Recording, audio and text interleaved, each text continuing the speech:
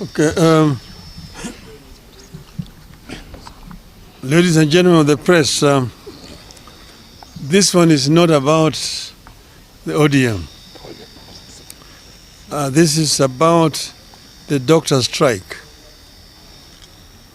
We have reviewed the fact that members of the 7,000 strong Kenya Medical Practitioners, Pharmacists and Dentists Union have been on strike since March 13th to demand better pay, and the strike has disrupted healthcare in the country's 57 public hospitals. We are of the view that the situation is moving from bad to worse, and soon we will have a full-blown crisis in which all health workers will don their tools. Already, clinical officers have joined. I therefore have a personal appeal to both the government and the doctors. After very wide consultations, I am convinced that the doctors and all other health workers currently on strike will be able to craft a return-to-work formula and resume duty if the government were to meet their demands halfway while negotiations continue.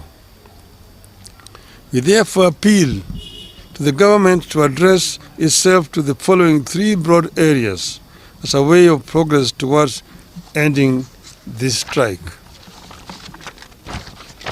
1. Pay for medical interns. For the last 7 years, interns have been earning 206,000 shillings per month. These are actually the doctors running level 4 and many other public hospitals. There is no way an employer can reduce the salaries of employees midstream. That distorts everything in the life of the employee. I therefore ask the government to reinstate the 206,000 shilling pay for interns until the next CBA negotiation, which is around the corner, kicks in.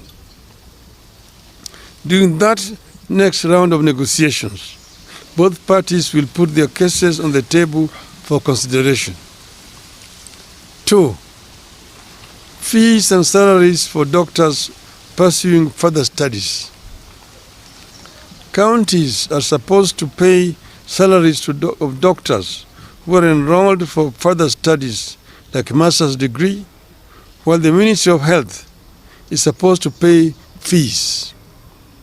My understanding is that while counties have kept their side of the arrangement, the Ministry of Health has failed to do so since 2018. As a result, a number of doctors cannot complete their studies and graduate because of fees owed. And as they retake courses, counties have stopped their salaries because those doctors have overstayed in the college. I urge the Ministry of Health to immediately engage the doctors and their learning institutions with a view to clearing the fee balances and enable the doctors to complete their studies. The ministry must also engage counties to resolve the issue of pay for doctors who have overstayed in the college through mistakes not of their own making. The ministry should also work out a plan for paying stipends to doctors who forego county salaries and ministry fees and privately fund their higher education while offering services in public hospitals. Such hustles should be supported. 3. Address the problem of doctors on contract. I have been shocked to learn that some of our high-end hospitals are hiring doctors on as short as a month, 2-month or 3-month contracts. This is wrong. The ministry is failing to stand up for the doctors to prevent their exploitation and exposure to the unfair practices. This ministry must lay down the rules that ensure fair, respectful, and sustainable labor practices by both the public and private health providers. 4. Equal pay for equal work. Doctors are complaining about a free-for-all system where some employers have the free hand to decide what to pay.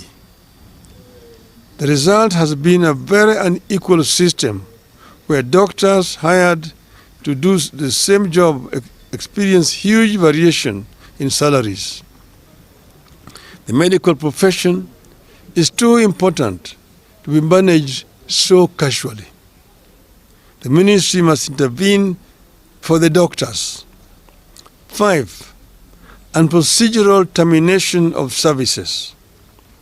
I have terminated contracts of the doctors for one reason or another to reconsider their actions and engage the doctors. The counties that have done so or are in the process of doing so know themselves.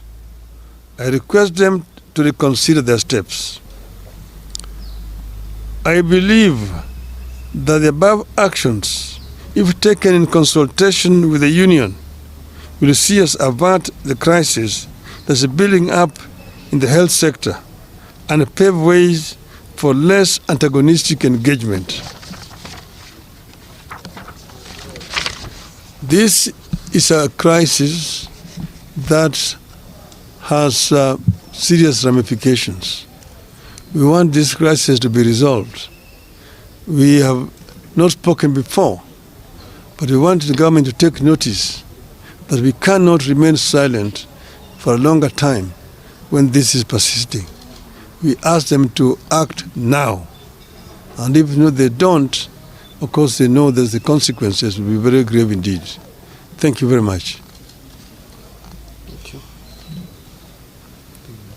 There are no questions? Okay. Thank you. Very, very, very elaborate. We are going to give you copies of some of the specimens. This one is this. Thank you. Is this your handkerchief?